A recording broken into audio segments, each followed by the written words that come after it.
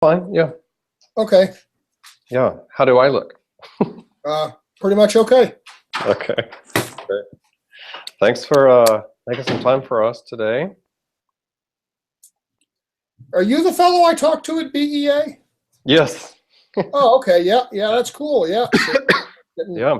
Yeah. It's been a Yeah. while. We're getting it going again. Yeah. I know. I know. So congrats on the new book.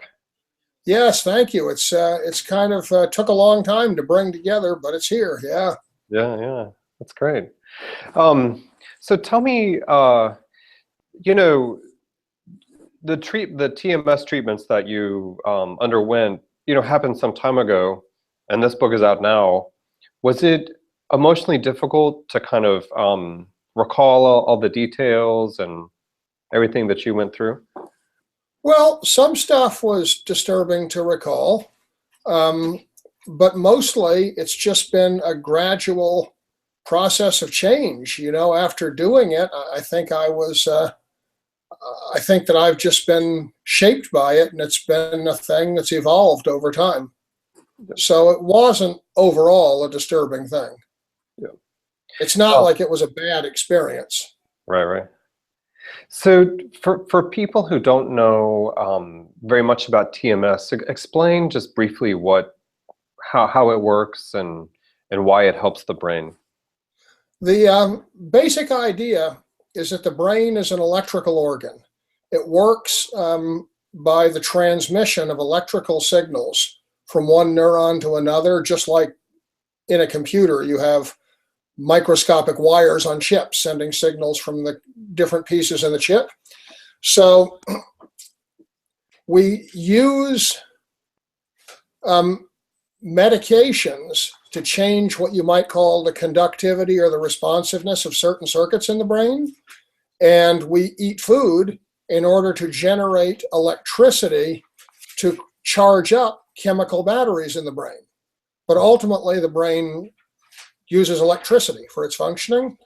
And the theory of TMS is that if the brain's an electrical organ, we should be able to influence it if we could couple electricity directly into it. And there is a principle called electromagnetic induction, which says that if you put electricity into a coil and create a magnetic field, that magnetic field will induce an electrical signal in any other wires that are around it.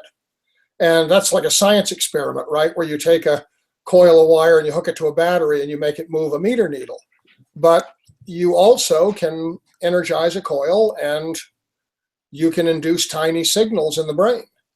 And when you do that, you generate a focused magnetic field, you might be inducing a signal behind your right eye or behind your left eye or above your ear. It's only in one spot, and it allows for a very targeted delivery of energy, which is something no other medication or neuroscience tool could offer. And did the treatments hurt? No. People think that this is like a violent and scary thing because of the images of electroshock therapy, which most assuredly does hurt.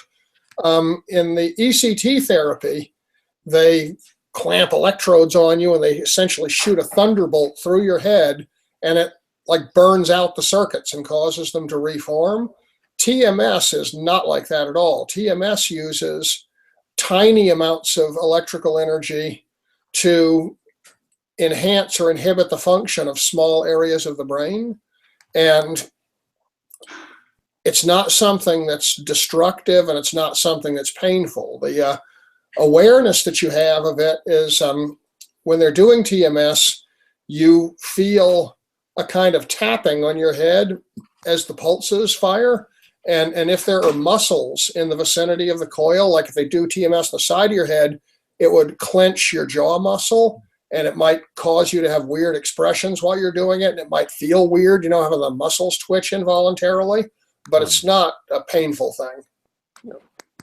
You have a nice passage about, sort of listening to music after the sessions and really getting into the emotion of the music. Can you talk about that? a little bit? Because that was a new experience for you, right? Well, seeing into the music was not really a new experience for me. It was a return of something that I had known when I was, 19, 20, 21 years old when I was producing music. And I felt that kind of faded away as I stopped doing it and I got into more mundane activities, the car repair and stuff like that.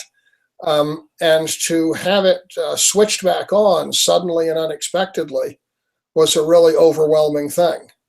I would say that it wasn't like a totally new ability. It was an ability I had lost that suddenly I regained, and nobody really knew why. Yeah.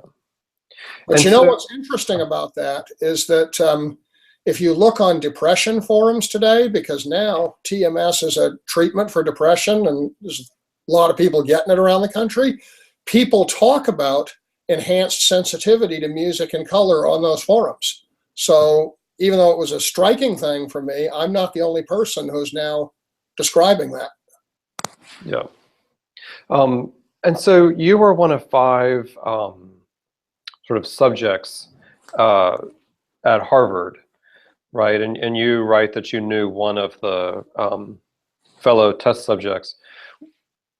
Were you nervous going in to do this since the sort of technology or medicine of this hadn't been proven yet?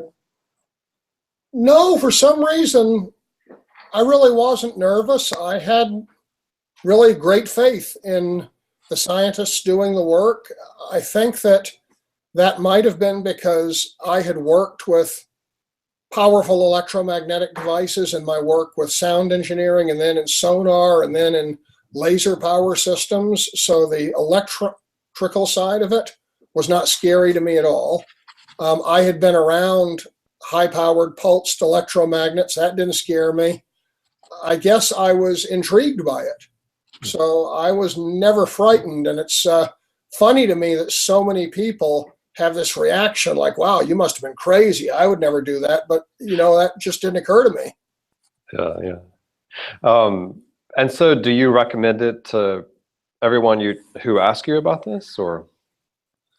Well, I don't think I would recommend it to everyone who asks me. I mean, that's like saying if I have a good experience with Prozac, do I recommend that to everyone I see? And, I think that TMS is a tremendously powerful tool, and it has the potential to have transformative effects on people for many different things. I think it's probably one of the most powerful tools available to neuroscientists of the new century. But do I think that it's right for everyone? I mean, no, I wouldn't presume to say that. Yeah. I think, though, that it's going to be very broadly used. You're going to see people already talking about transformative change for depression. We are studying the use of TMS for some of the core symptoms of autism, like emotional connectivity, like the study I took part in. It's being studied for ADHD, for addiction. They're looking at it to help suppress seizures and epilepsy and tremors and Parkinson's. So it's something that it's like asking about the utility of an antibiotic. Once we've invented it, it's going to be used everywhere. Right.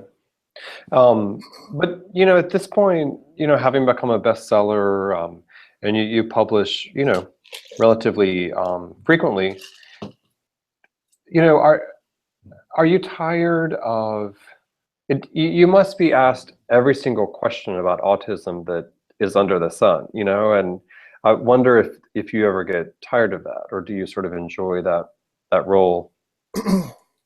It's true that people sometimes ask me the same questions, but it's also true that the answers to the questions mean a great deal to the questioners.